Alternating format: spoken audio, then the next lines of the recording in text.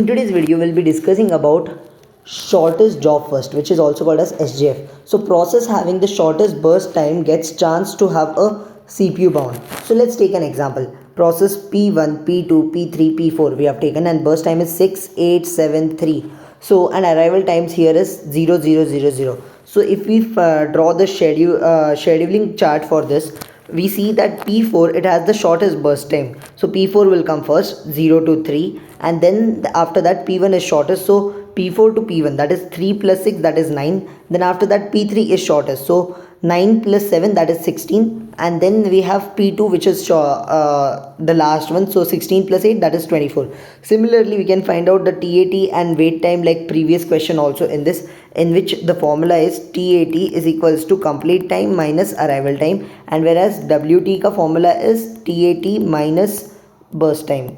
So similarly, we can find out the average of the turnaround time and average of the wait time also. And in suppose in some questions, if we have given the arrival times with some values, and in the case if we calculate the turnaround time, and if we find that the processes are negative, if any of the process is negative, we consider that arrival time is equals to 0. So because as it is a non-primitive scheduling, so in that arrival time may or may not be considered. So this is one of the most important concept to be understand. And then in the end we have that the processes having highest burst time have to wait for processes having shortest burst time to complete. Like see, we first complete the processes which have shortest burst time, right? Process P4, P1, P3 and then P2. So processes with highest burst time have to wait for a longer period of time, and that criteria is called as aging, which is one of the most important criteria. That's it. Thank you.